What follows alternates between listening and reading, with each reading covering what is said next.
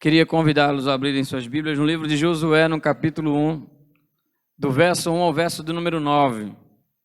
Tivemos a oportunidade recentemente de estar com alguns homens e pensar um pouco sobre essa passagem, e nós gostaríamos hoje de poder pensar com a igreja, refletir um pouco com a igreja nessa porção do texto sagrado, que fala inclusive da importância da palavra de Deus no nosso caminho. Josué, capítulo 1, verso 1 ao verso de número 9.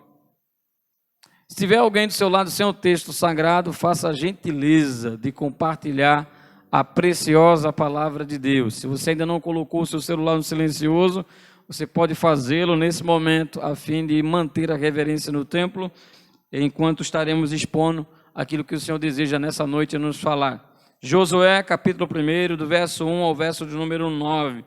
Estarei lendo a tradução revista e corrigida. Se você tem uma tradução revista e corrigida, você estará acompanhando de acordo com o que estará sendo lido pelo pastor nessa noite. Sucedeu depois da morte de Moisés, servo do Senhor, que o Senhor falou a Josué, filho de Num, servo de Moisés, dizendo: Moisés, meu servo, é morto. Levanta-te, pois agora passa esse Jordão, tu e todo este povo, a terra que eu dou aos filhos de Israel. Todo lugar que pisar a planta do vosso pé, vô-lo tenho dado, como disse a Moisés, desde o deserto e desde o Líbano até o grande rio Eufrates, toda a terra dos heteus e até o grande mar, para o poente do sol será vosso termo. Ninguém te sustentará nem de dia diante de ti, todos os dias da tua vida. Como fui com Moisés, assim serei contigo. Não te deixarei, nem te desampararei. Esforça-te e tem de bom ânimo, porque tu farás a esse povo herdar a terra que jurei aos seus pais que lhe daria. Tão somente esforça-te e tem muito bom ânimo, para teres o cuidado de fazer conforme toda a lei que o meu servo Moisés te ordenou. Dela não te desvie nem para a direita, nem para a esquerda, para que prudentemente te conduzas por onde quer que andares. Não se aparte da tua boca o livro desta lei, antes medita nela dia e noite, para que tenhas cuidado de fazer conforme tudo quanto está escrito, porque então farás prosperar o teu caminho, e então prudentemente te conduzirás. Não te mandei eu? Esforça-te e tem de bom ânimo. Não pasme e nem te espantes, porque o Senhor, teu Deus, é contigo por onde quer que andares. Maravilhoso e eterno Pai, Senhor nosso Deus, nós te louvamos pela tua bondade, pela tua misericórdia e pelo privilégio de nessa noite lermos essa porção do texto sagrado. Suplicamos o auxílio do teu Espírito Santo, ó Deus, a ministrar mais uma vez ao teu povo. Que o Senhor, através desse mesmo Espírito, possa trazer entendimento, abrindo-nos nosso entendimento para compreender aquilo que o Senhor deseja nos falar. E que assim seja alimento para nossas almas, consolo, exortação e edificação. E que resulte para a tua honra, para a tua glória e para o teu louvor. Essa é a nossa oração que fazemos no nome santo do teu Filho Jesus. Amém e amém. Meus queridos, eu tenho certeza, é possível que você já tenha a oportunidade de ler essa passagem. Nós já tivemos a oportunidade várias vezes de lê-lo todo esse texto, como ler algumas porções dos textos apresentados.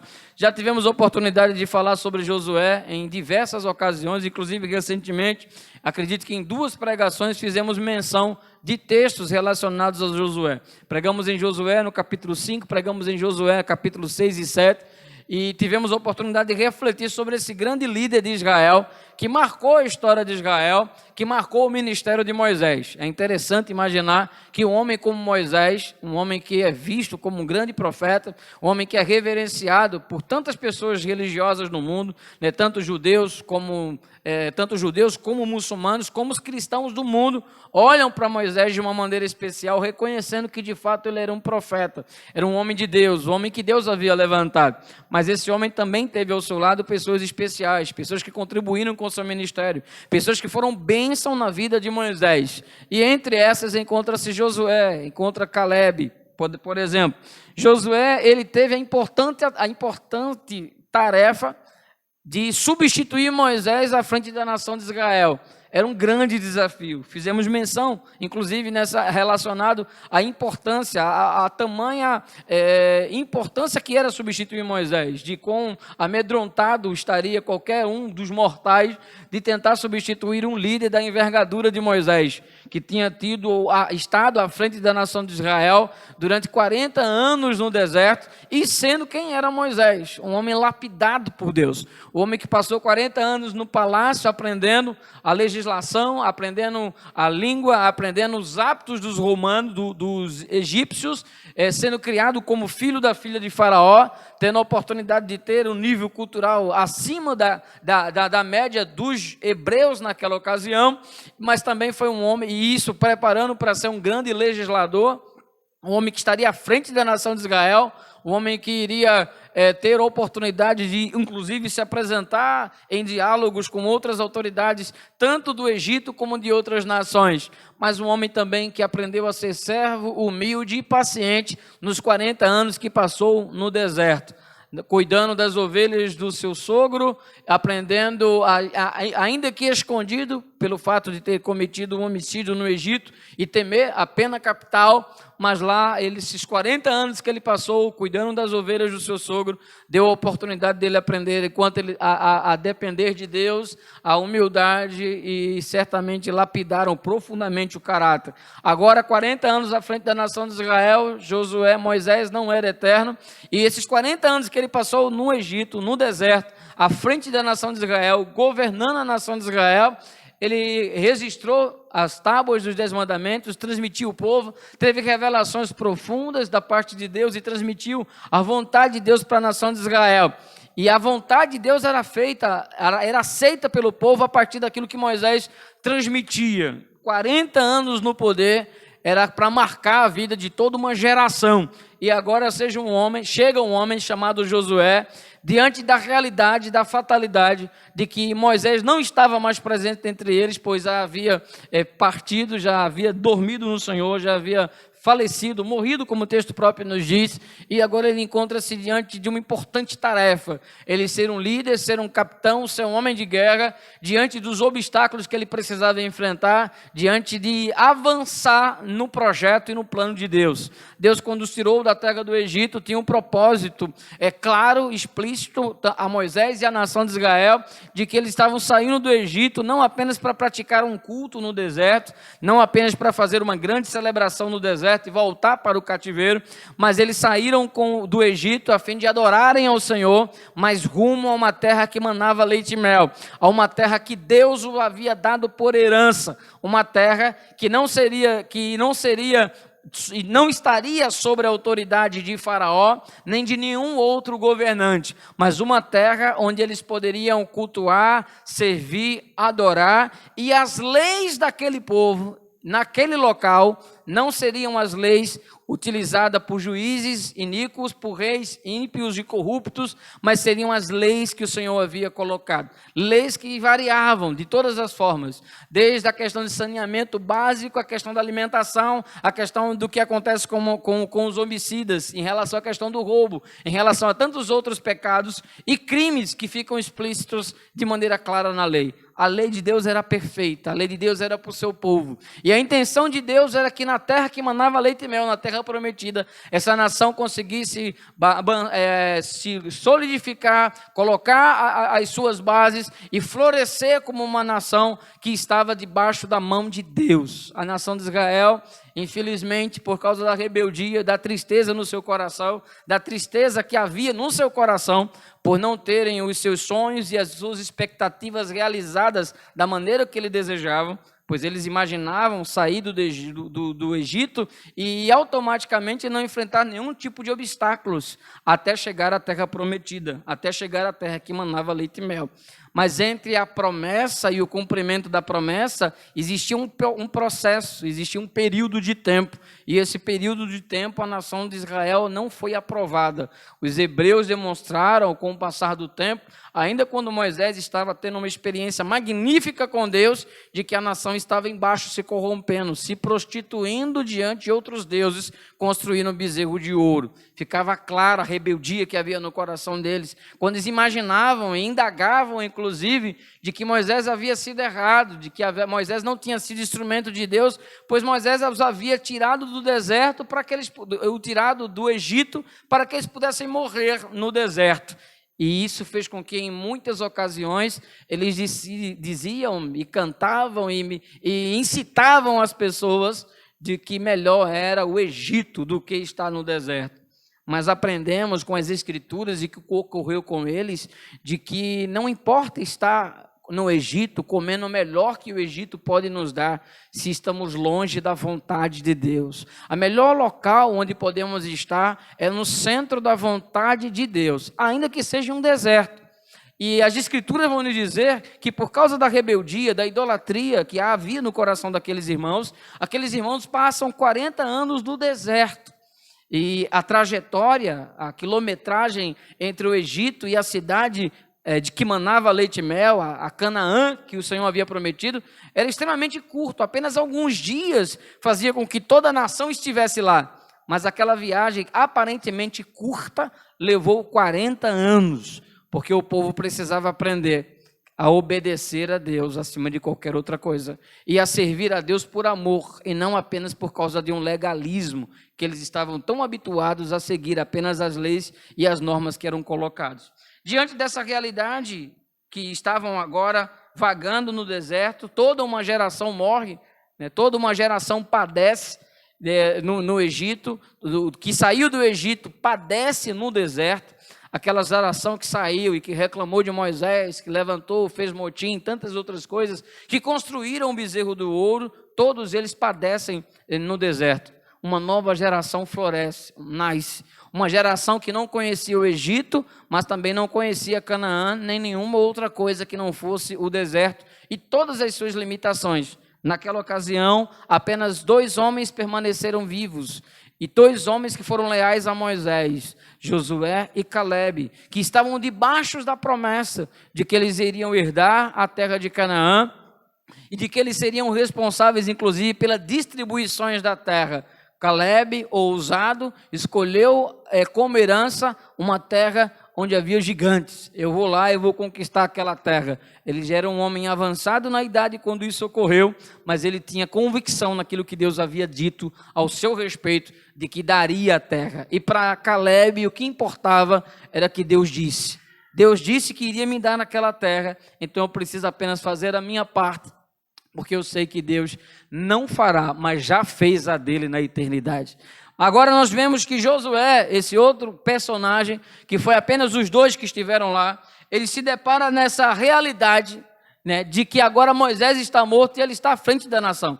Ele era a segunda pessoa nessa nação que havia florescido no deserto, nessa nação dos filhos daqueles que haviam habitado no Egito, nessa nação que apenas ouviu falar das grandezas do que era o Egito, que ouviu falar da prisão, mas que também ouviu falar dos melões, das cebolas, das uvas, das coisas boas que havia no Egito, e certamente havia o sentimento de saudade no coração da nação de Israel, dos seus pais, do Egito, e nós não conseguimos avançar quando nós estamos presos ao passado. Nós não conseguimos avançar quando nós sentimos saudade daquilo que Deus disse que não era bom. Nós não conseguimos avançar em direção ao rumo que Deus planejou e projeta para as nossas vidas quando nós estamos presos na nossa mediocridade a coisas que nós achamos que são importantes quando na verdade não são. Deus havia prometido uma terra que manava leite e mel, um lugar livre para eles cultuarem, mas eles estavam com uma visão tão pequena, tão míopes espiritualmente, que eles imaginavam que era melhor estar no Egito como escravos, comendo suas cebolas e os seus melões e os seus pepinos, como o próprio texto nos apresenta, do que estar na terra que manava leite e mel. Terra essa que foi vista por Calebe, que foi vista por Josué. E agora Josué, diante daquela nação, que apenas ouviu falar dos desafios que tinham na terra que manava leite e mel, na Canaã, entre elas a cidade de Jericó, a cidade de Ai, e todas as outras cidades circunvizinhas que faziam parte da Canaã, mas que também ouviram falar, aquela geração, do que tinham vivido no Egito, dos seus sonhos e talvez das amarguras dos seus pais, que desejavam estar lá em vez de estarem onde estavam. Agora Josué se vê diante da realidade de que aquele homem que era o mediador entre Deus e os homens naquele momento, aquele homem que estava mediando a situação como porta-voz de Deus, agora ele não mais está. Agora ele não era mais o porta-voz pelo qual Deus falava. Agora Deus desejava dirigir a nação por esse capitão chamado Josué. Mas como entender algo dessa natureza? Como tomar para si uma responsabilidade tamanha de substituir Moisés? Louvamos a Deus pela vida do irmão Josué, do nosso irmão Josué, porque Josué não houve no seu coração, em momento algum, a pretensão de automaticamente substituir o posto. Ele não houve no seu coração, não alimentou no seu coração a vaidade de que agora tudo é meu, né? Agora eu sou a segunda pessoa, né? Agora quem vai ditar as normas sou eu, né? E tem algumas coisas que Moisés falou que eu não concordo, né? Nós vamos estruturar algumas coisas, eu tenho algum plano para as nações, né? Eu também estive pensando algo bom em relação aos levitas, né? Eu tenho alguns projetos interessantes, né? Para nós avançarmos. Josué não fez nada disso. Josué não se envaideceu pelo fato da possibilidade eminente de ele substituir, mas ele sabia da responsabilidade que pesava sobre ele. Uma nação olhava para ele e esperava uma atitude. Uma nação olhava para ele, entendendo de que ele, a partir daquele momento, iria tomar a dianteira da nação de Israel. Deus então vai e Deus fala a Josué. Deus tem essa revelação e aparentemente é o primeiro momento em que Josué tem essa experiência tremenda com Deus. É o primeiro momento em que Deus o sacode numa revelação, numa visão, que mexe com a estrutura de Josué de uma forma tal que ele muda os seus conceitos, ele aprimora os seus conceitos e a partir daí ele começa a tomar um rumo em direção àquilo que é a vontade de Deus para as nossas vidas. E acredito que isso também ocorre com cada um de nós. Apesar de conhecermos, apesar de termos as nossas experiências, mas em algum momento o Senhor vem e nos toca, e nos sacode, nos trazendo uma profunda reflexão. E a reflexão que Deus trouxe a Josué, tivemos oportunidade de refletir naquela ocasião, lá na Lagoa Encantada, e gostaríamos de pensar também nessa noite, é que o texto nos apresenta a seguinte informação: o Senhor vai a Josué e repete a informação de que Moisés era um servo do Senhor. E eu acho fantástico quando o texto diz isso, né, que alguém é servo de Deus. Porque às vezes as pessoas estão tão apegadas aos títulos que se esquece que o maior de todos os títulos é ser servo. Né? Não apenas servo nos lábios, né, ou no papel, né, como nós colocamos no boletim, né, como pura demagogia. Né?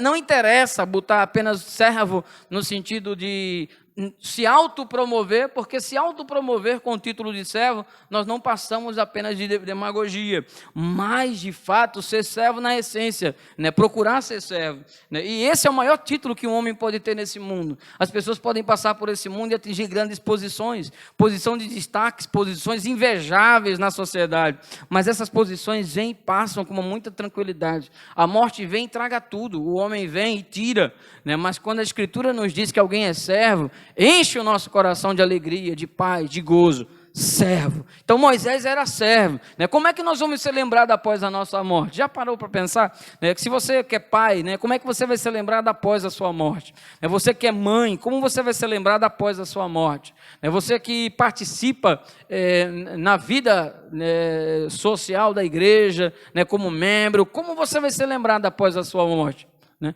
Se o pastor da igreja, né? Como é que o pastor Márcio vai ser lembrado, né, no dia da sua morte? Como é que ele vai ser lembrado? Vai ser lembrado com aquele que apenas usava a expressão servo por demagogia, ou aquele que de fato era servo, através das suas atitudes, através da sua maneira de ser, através da sua mansidão, através da sua prudência, através do desejo de poder pregar a palavra, uma palavra que edifica, uma palavra que anima, uma palavra que exorta, e não fazer a manipulação que nós temos visto muitas vezes nos locais que acabam atraindo uma multidão de pessoas. Mas Deus vai e diz: Moisés era meu servo. servo. Que coisa belíssima. É aquilo que nós desejamos ser lembrado pelos nossos filhos, pela nossa esposa, pela nossa marido, né? É ser lembrado como um servo de Deus, como uma serva de Deus. Isso deve preocupar-nos. Isso deve fazer com que a nossa vida e as nossas atitudes possam ser medidas e comedidas, a fim de que possa de fato passar a impressão, e não apenas uma impressão, mas a realidade. Eu sou um servo de Deus. É assim que eu quero ser conhecido pelos meus filhos. É assim que eu quero ser lembrado pelas minhas futuras gerações, como um servo. É assim que eu quero ser lembrado pelo meu pastor, e é assim que eu quero ser lembrado pelas minhas ovelhas, pelos membros, pelos congregados, pelos meus amigos e pelos meus irmãos, como servo. Moisés estava morto, e Deus vai e diz, e foi necessário Deus dizer isso a Josué. Josué sabia que Moisés estava morto. Não havia dúvida em relação a isso, mas o Senhor vai, e inclusive é falado nos versículos anteriores, nos términos dos versículos de Deuteronômio, que fala a respeito da morte de Josué, no versículo de número 7, por exemplo, mas o texto então vai, Deus vai, e fala essa verdade a Josué, dizendo, olha, Josué, Moisés está morto, Moisés foi sepultado, está resolvido, ele não vai voltar, você não vai ter mais a influência dele, é necessário agora que você tenha uma postura, que você tenha uma decisão, e fica claro isso, de que a partir daquele momento, diante dessa informação, versículo de número 2, Moisés, meu servo, é morto. Levanta-te, pois, e passa esse Jordão, tu e todo este povo, a terra que dou aos filhos de Israel. Então, a primeira informação que nós vemos, se nós desejamos avançar, e eles estavam desejosos em avançar, eles estavam desejosos em chegar à terra prometida, e se você deseja avançar em alguma área da sua vida, se você deseja avançar, e se em alguma área da sua vida você tem planos, eu gostaria de dizer, né, e sobretudo nesse final de ano, nós costumeiro, de maneira quase que é um hábito, né, projetarmos o ano que vem, fazemos algumas metas e alguns propósitos, né, desde regime, a questão de leitura, em várias áreas, né? No ano que vem eu vou fazer diferente, a partir do dia 1 eu vou fazer diferente, mas nas áreas da sua vida que você precisa dar uma avaliada e mudar e avançar, coloque entre as áreas principais meu crescimento espiritual. Talvez esse ano de crescimento espiritual, esse ano de 2018, ele deixou a desejar. Então, nas suas metas, diga, eu quero avançar em alguma área da minha vida, mas eu não posso avançar em algumas áreas e deixar a minha área espiritual de lado, né? Que a minha área espiritual ela sofra,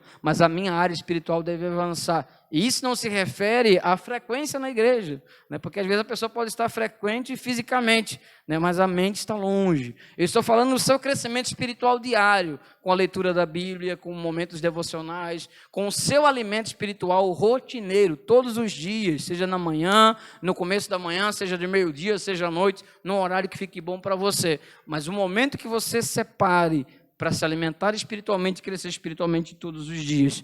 O Senhor vem a Josué e diz, olha, ele está morto, e agora você precisa sair do local onde você está.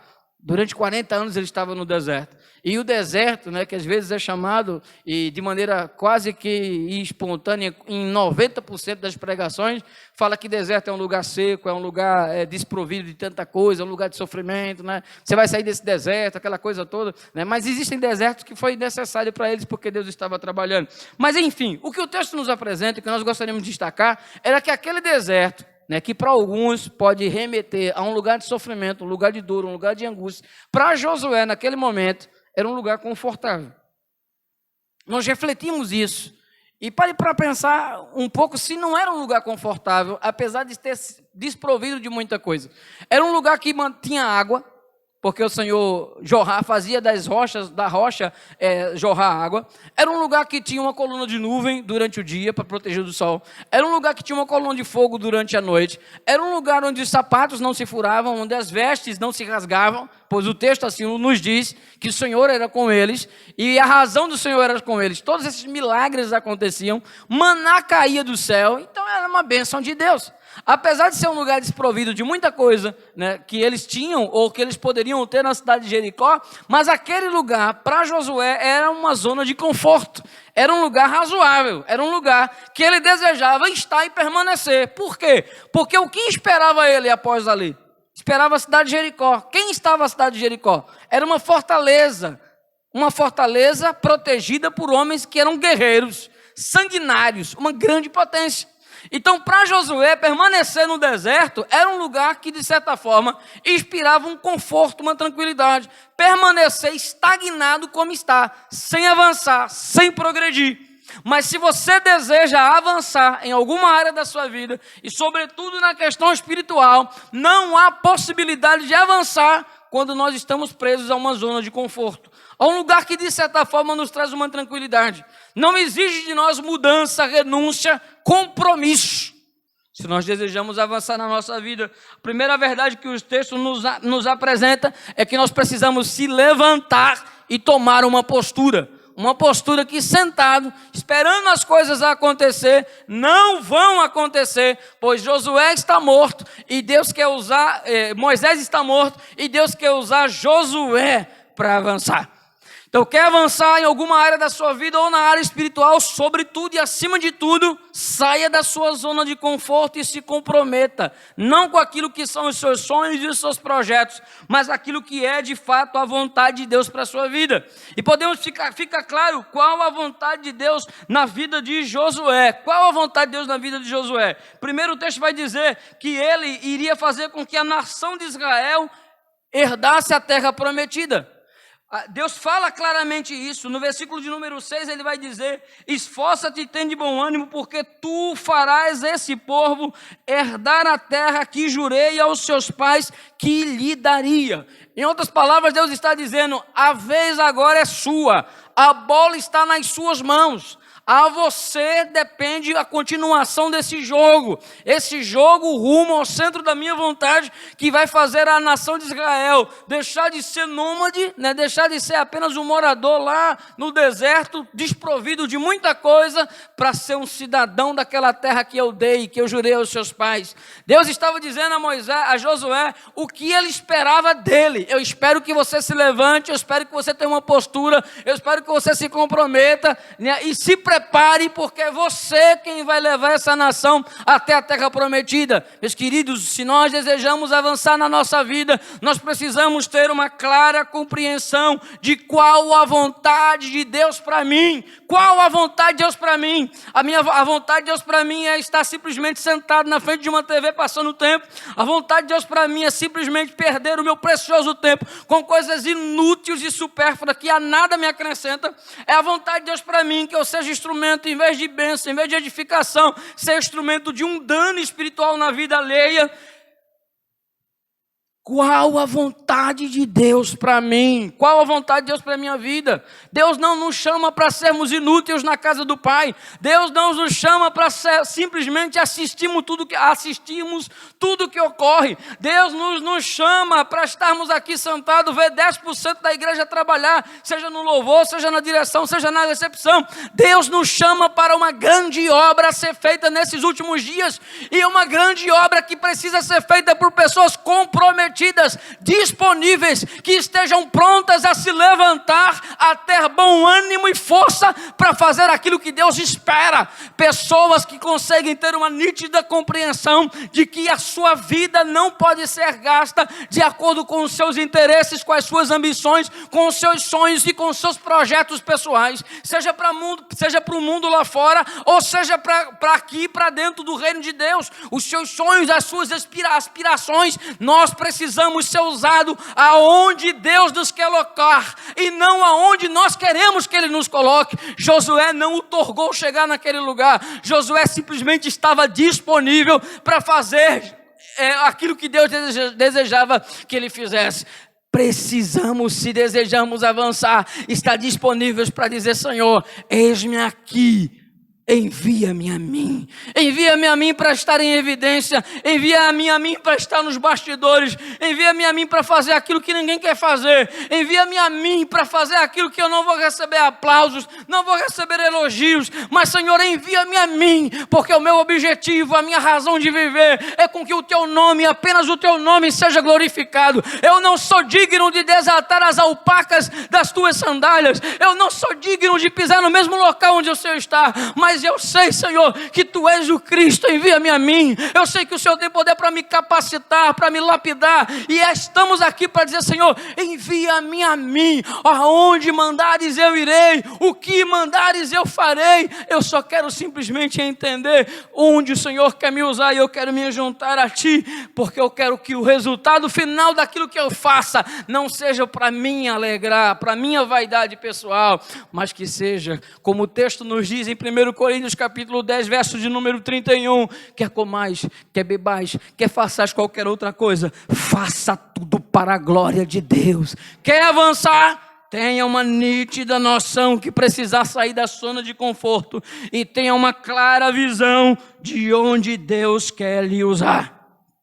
Podemos dizer também, meus queridos, que se desejamos avançar a nossa caminhada, se desejamos avançar rumo aos nossos objetivos e aos objetivos de Deus na nossa vida, nós precisamos estar dispostos a fazer a nossa parte nesse processo. Não há possibilidade alguma de cruzarmos os braços e esperar que Deus remova a pedra. Não há possibilidade alguma de esperarmos, simplesmente sentarmos numa pedra e esperar Deus derrubar o gigante. Não há possibilidade alguma de confiarmos nas promessas de Deus e estar sentado olhando a grande muralha de Jericó para ver o que Deus vai fazer. Deus deseja que você se envolva no processo.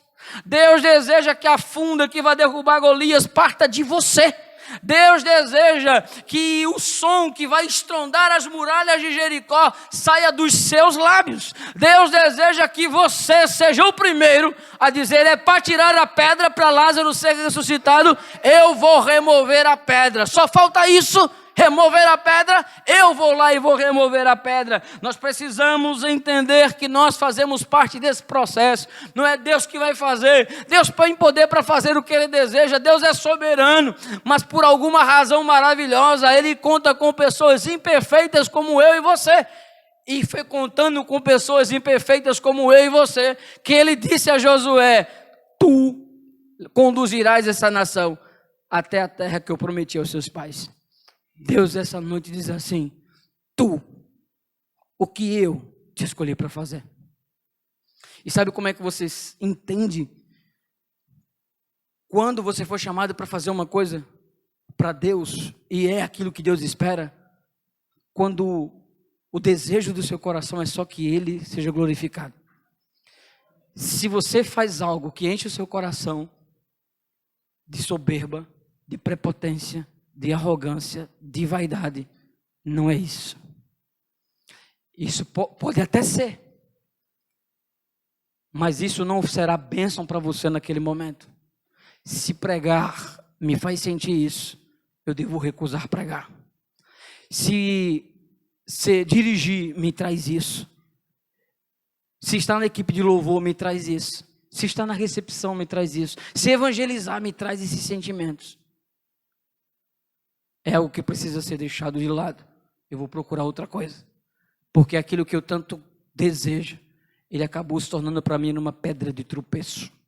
Aquilo que eu tanto desejo, que eu tenho até uma certa habilidade, mas ele se tornou em pedra de tropeço. Seja pregação, seja louvor, seja direção, seja qualquer outra coisa.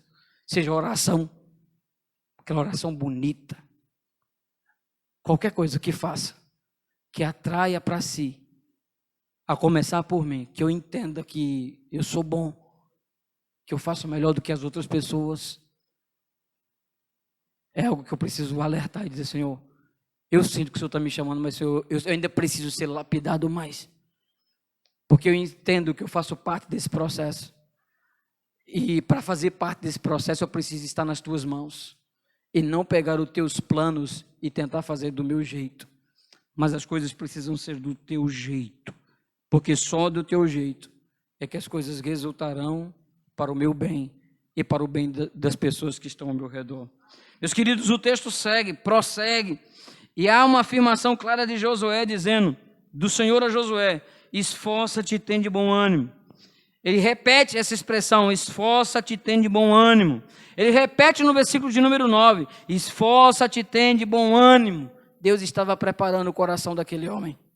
Deus estava preparando o coração daquele homem de que ele encontrasse forças, se esforçasse e se animasse e tomasse a posição de dizer: eu preciso fazer parte desse processo, rumo àquilo que o Senhor deseja. Se eu desejo avançar, de fato e verdade, algo precisa estar claro na minha mente, de que não há possibilidade de eu avançar em qualquer área da minha vida. E vou repetir de novo, sobretudo na questão espiritual, sem que a obediência esteja em primazia. Observe o que diz o versículo de número 7. Tão somente esforça-te, tem de muito bom ânimo, para teres o cuidado de fazer conforme toda a lei que meu servo Moisés te ordenou. E ele prossegue dizendo: não te desvie nem para a direita nem para a esquerda, para que prudentemente te conduzas por onde quer que andares. Não há possibilidade de avançar quando a obediência é colocada de lado. Não há. É uma tolice imaginarmos as bênçãos de Deus quando nós não estamos comprometidos com o Deus da bênção. Se de fato desejamos avançar, a obediência precisa estar na nossa rotina diária. Eu preciso obedecer a Deus. A obediência a Deus precisa estar em primazia na minha vida. É por isso que lá no Sermão do Monte o Senhor vai nos dizer, o Senhor Jesus vai nos dizer: buscai primeiro o reino de Deus e a sua justiça, e as outras coisas vos serão acrescentadas. Sem a obediência ao senhorio de Cristo, não há como avançar. Agora, cuidado, porque o mundo pode nos dar a impressão de que por algum momento nós estamos avançando. O diabo, Satanás, o diabo, ele pode por algum momento nos dar a impressão de que nós estamos vencendo, de que nós estamos avançando, que nós estamos prosperando, quando na verdade não estamos. Lembra lá do servo de Eliseu, Geazi? Ele vai lá, chega a Naamã e diz: olha, meu servo disse que os tesouros que você ia deixar para ele disse que agora pode mandar que ele aceita. Aí Naamã dá todas as joias, todo o tesouro para Geazi. Geazi se sentiu: agora eu estou feito na vida, minha aposentadoria, estou garantido. Mas aquilo não era vitória, aquilo não era triunfo, aquilo não era sucesso. Ele não estava se saindo bem.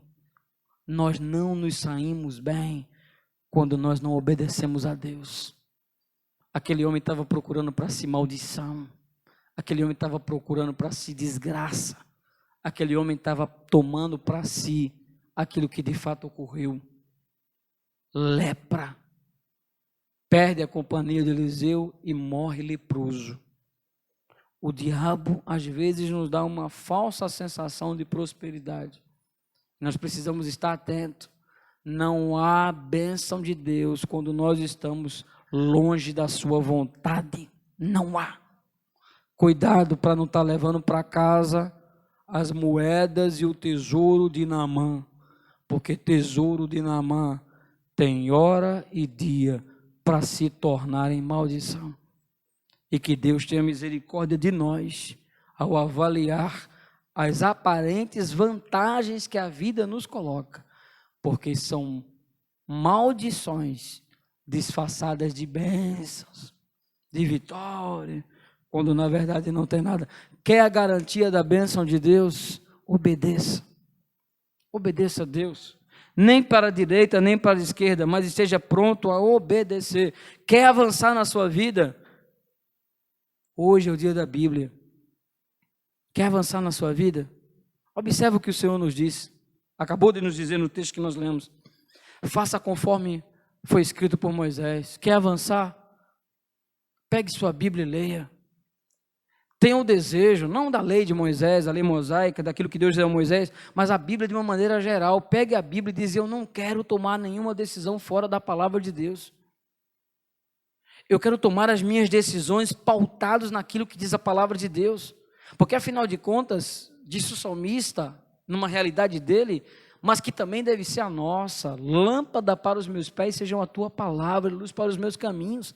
Essa é a maneira de nós, de fato, conseguirmos ser bem-sucedidos e avançar na nossa vida. O texto prossegue mostrando claramente o espaço que a obediência tem e relacionado a Deus, relacionado à palavra de Deus. Versículo 8: não te apartes da tua boca o livro desta lei. Diga aí a sua Bíblia, viu?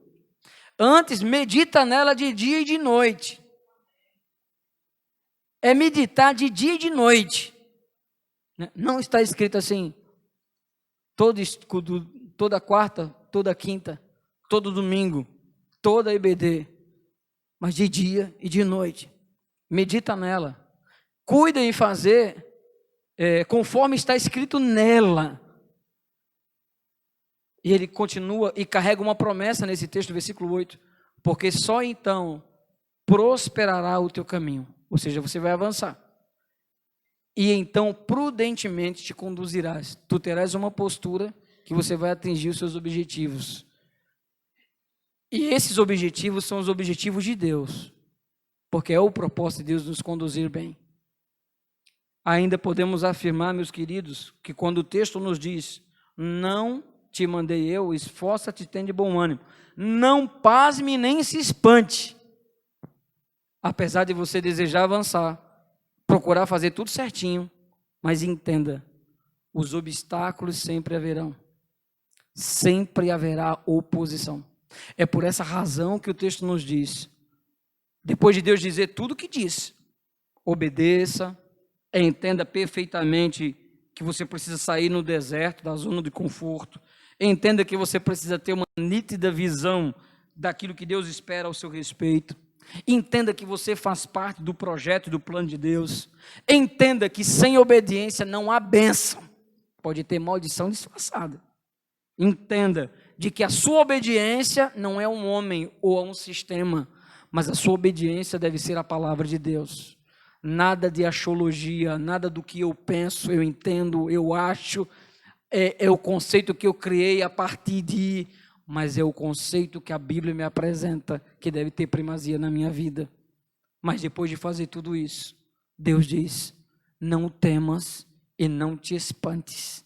Ou seja, apesar de estar no centro da vontade, haverá obstáculos, haverá gigantes, haverá muralhas, e talvez no caminho haverá algumas percas, como por exemplo, a batalha de Ai, em que eles perderam. Então, os obstáculos continuarão existindo. E qual a nossa posição? Continuar se esforçando, continuar se animando na presença do nosso Deus e do nosso Pai. Mas ele termina: se nós desejamos de fato avançar em direção àquilo que nós temos planejado para a nossa vida, buscar a orientação de Deus sobre os meus planos são os planos de Deus, porque eu não quero que os meus planos tenham proeminência, eu quero que a vontade de Deus prevaleça na minha vida. Mas por último, se você de fato deseja avançar, cative a presença de Deus na sua vida. Ele termina dizendo: eu serei contigo por onde quer que andares. Bendito seja o nome do nosso Deus e do nosso Pai. A garantia que nós temos de avançar e como avançar, apesar dos obstáculos, apesar das angústias, apesar dos contratempos que a vida nos impõe, é quem estará do nosso lado quando tudo isso acontecer. Quem estará do nosso lado? Ele disse a Josué: eu estarei contigo por onde quer que andares. E como fui com Moisés, assim serei contigo. Que Deus abençoe. Que Deus abençoe a sua casa, que Deus abençoe o seu casamento, que Deus abençoe a sua igreja, que Deus abençoe a sua vida, que Deus abençoe o local onde você trabalha, que Deus te abençoe rica e abundantemente, em o nome do Senhor Jesus. Avance, avance rumo ao centro da presença do nosso Deus e do nosso Pai. Pai, em nome do teu Filho Jesus, nós te agradecemos pelo privilégio de aqui estarmos. Te agradecemos pela tua palavra que foi lida e que nessa noite foi compartilhada. Encontra, ó Deus, os corações e trabalha através do teu Espírito Santo a partir daquilo que foi ministrado.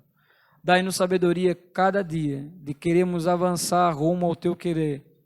É a nossa súplica nesse dia, em o nome santo do teu Filho Jesus. Amém e amém.